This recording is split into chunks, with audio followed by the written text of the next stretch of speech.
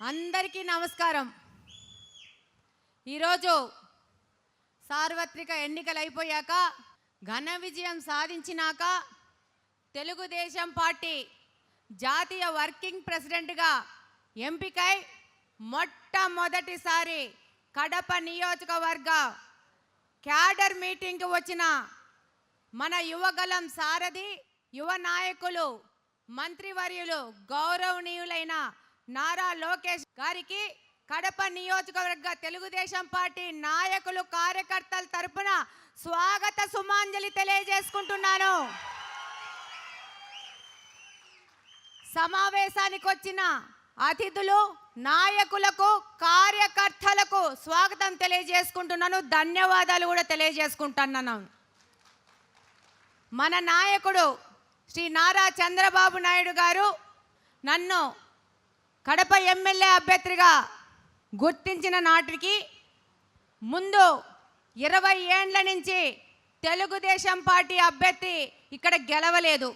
దానివలన చాలా మంది కార్యకర్తలు నిస్పృహతో ఉండడం కానీ, నైరాస్యంతో ఉండడం కానీ, కొంతమంది పార్టీ మారడం కానీ, కొంతమందికి పార్టీ మీద అభిమానం ఉన్నా ఆ అభిమానాన్ని బయటికి చూపించేదానికి భయపడ్డం కానీ, అలాగనే కొంతమంది న్యూట్రల్గా సైలెంట్గా ఉండడం కానీ ఉన్న పరిస్థితిలో ఈ నియోజకవర్గంలోని సీనియర్ నాయకులను అలాగనే కార్యకర్తలను సంయమనం చేసుకుని యువగలం పాదయాత్ర నుండి స్ఫూర్తి పొందిన యువతను భరోసా ఇస్తూ నింపుతూ మళ్ళీ కడపను మొట్టమొదటి మెట్టు నుంచి ఎక్కుకుంటా తన రాజకీయ చతురతతో వ్యూహరచనలు చేసి మనకు దిశానిర్దేశం చేసి మన గెలుపుకు కారణమైన మన వాసన్నకు కృతజ్ఞతలు తెలియజేసుకుంటున్నాను. ఈ సందర్భంలో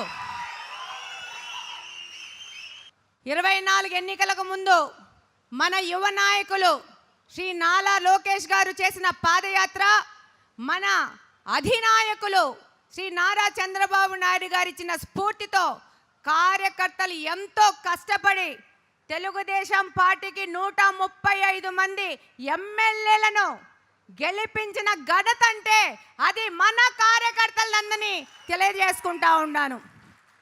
తెలుగుదేశం పార్టీ విజయానికి మీరు 23లో చేసిన యువగలం పాదయాత్ర ఒక మంచి స్ఫూర్తినిచ్చింది.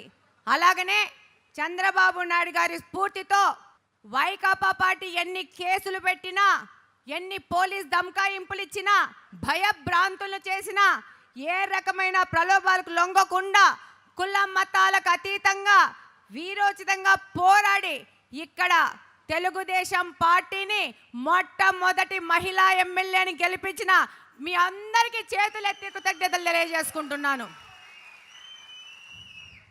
ఈ సందర్భంగా మనము చేసిన 9 నెలల క్యాంపెయినింగ్లో కొన్ని స్మృతులను మన లోకేష్ అన్న గారితో షేర్ చేసుకోదలుచుకున్నాను.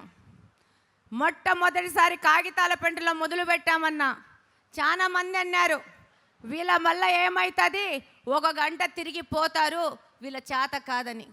అట్లాంటోళ్ళు ముక్కు మీద ఏలేసేటట్టు 10:30 వరకు కాగితాల పెంటలో క్యాంపెయినింగ్ చేసి వాళ్ళకే ఆశ్చర్యం, కడప నియోజకవర్గాన్ని ఆశ్చర్యం పొందినట్టు మన పిల్లలు మనతో పాటు నడుచుతారు. వాళ్ళ స్ఫూర్తితోనే ఇది సాధ్యమైందని తెలియజేస్తున్నాను. మన యువ నాయకులు యువత ఎక్కడే కానీ వెనుకడుగేయలేదు. అడుగడుగున అదే ఉత్సాహంతో ఉద్వేగంతో ఒక పిక్నిక్ లాగా ఏ విధమైన అలుపు లేకుండా చక్కగా రోడ్ల మీద దొరికే రొట్టెలు తిన్నాము, ఇళ్ళల్లోకి పోతే జామకాయలు దొరికితే జామకాయలు కోసుకొని తిన్నాము. మనందరము ఒక పిక్నిక్ లాగా క్యాంపెయినింగ్ చేస్తాం. మీ అందరికీ గుర్తుందా? సుభాష్ చెప్పినాడు, అక్క రాత్రి 2 గంటలకి నా ఇంట్లో మీటర్ కట్ చేసినారక్క, నాకు కరెంటు లేకపోయినా పర్లేదు, నన్ను పార్టీ మారమని బలవంతం చేస్తున్నారు, మారే ప్రశ్నే లేదక్క అన్నాడు. సుభాష్ ఉన్నాడు ఇక్కడ. బూత్ క్యాప్చర్ చేస్తాం, 2 లక్షలు కొడితే బూతు కొనేయచ్చు. ఏం చేసాం మనము? ఆ బూతులోకి వచ్చున్న వైకాపా ఏజెంట్లకు అన్నాలు మనం పెట్టాం. వాళ్ళు వాలంటీర్లతో తిరిగినారు, మనము మన నికార్సైన క్యాంపెయినింగ్ టీంతో తిరిగినాం. సాఫ్ట్వేర్ ఇంజనీర్లు వర్క్ ఫ్రమ్ హోమ్ చేస్తూ మనతో పాటు ఈ విజయానికి కారకులైనారు. వారందరికీ ధన్యవాదాలు తెలియజేసుకుంటా ఉన్నాను. అన్న, ఒక చిన్న రిక్వెస్ట్, మా క్యాంపెయినింగ్ టీంతో మీరు ఒక ఫోటో తీసుకోవాలి, గ్రూప్ ఫోటో. అది మీకు ఒక రిక్వెస్ట్. ఇక్కడే ఉన్నారన్న కొమ్మలపాటి ప్రసాద్ స్టిక్కరింగ్ యూనిట్. చాలా పెద్ద వయసు, కానీ 25 పిల్లోడి కంటే ఎక్కువ 90,000 ఇళ్ళకి కొమ్మలపాటి ప్రసాద్ ఇద్దరు స్టిక్కర్లు అంటించినారన్న. వాళ్ళు పీకడము, మనోళ్ళు మళ్ళా అంటించడం, ఇదే పని. ఈరోజు మాతో పాటు క్యాంపెయిన్ చేసిన మహిళలు లక్ష్మి, పార్వతి, ప్రసన్న, అరుణ, ప్రణావతి, లక్ష్మీదేవి, సుజాత అందరు ఉన్నారన్న. వీళ్ళు ఇంతకుముందు తెలుగుదేశం పార్టీ వాళ్ళు కాదన్నా, మీ యువగలం పాదయాత్రలో తెలుగుదేశం పార్టీలో చేరి క్యాంపెయినింగ్ చేసిన మహిళలన్న. మరొక ముఖ్యమైన విషయం మీకు తెలియజేసుకుంటున్నాను. ఈ సందర్భంగా మన అన్నగారు ఉన్నారు. రాబో కొద్ది కాలంలో కార్పొరేషన్ ఎన్నికలు వస్తున్నాయి. ఈ సందర్భంగా మీ అందరికీ తెలియజేసుకుంటున్నాను, 50 డివిజన్లు ఉన్న మన కార్పొరేషన్ 66 డివిజన్లు అవుతా ఉంది. ఈ పార్టీలో కష్టపడి పనిచేసిన సమర్థులైన నాయకులకు అవకాశాలు వస్తాయి. మనందరము కష్టపడి రేపు కార్పొరేషన్ కొట్టబోతున్నామా లేదా? కొట్టి మన యువ నాయకుడికి బహుమతిగా ఇవ్వబోతున్నామా లేదా?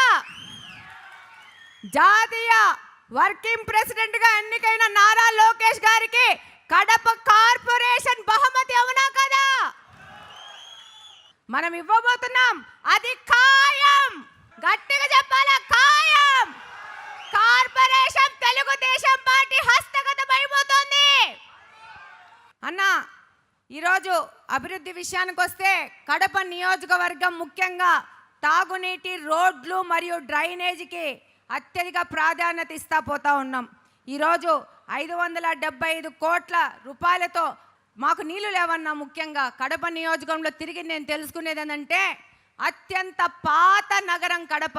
ఎప్పుడో పుట్టింది 400 సంవత్సరాల క్రితము. కానీ మా కడపకు సరైన తాగనీకి మంచినీళ్ళు లేవు. బ్రహ్మసాగర్ నుంచి కడపకు గ్రావిటీ పైప్ లైన్ నిర్మాణం మీద మన ముఖ్యమంత్రి గారు మాకు అవకాశం ఇవ్వడం జరిగింది. దాని టెండర్ అవడం జరిగింది. ఇప్పుడు గ్రౌండ్ అవడం మాత్రమే మిగిలింది.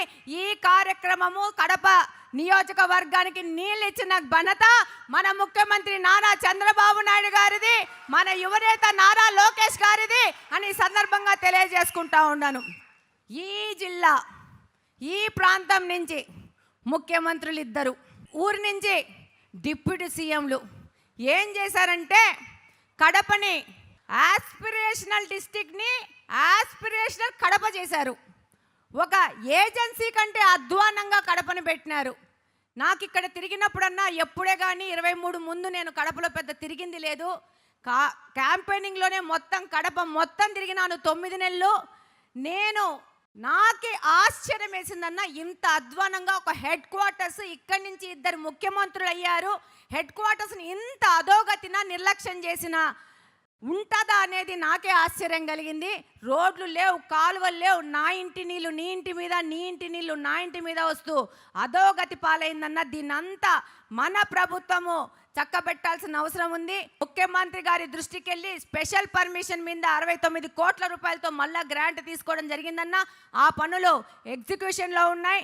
దాంతోపాటు రవీంద్రనగరు, ఈ పక్కన ఆ పక్కన ప్రజలు ఆశగా ఎదురు చూస్తున్న షామీరియాపేట్ బ్రిడ్జ్, లా కాలేజ్ బ్రిడ్జ్కి పర్మిషన్ తీసుకొని స్పెషల్ ఫండ్స్లో 20 కోట్ల రూపాయలు గ్రాంట్ చేయించుకోవడం జరిగిందన్న.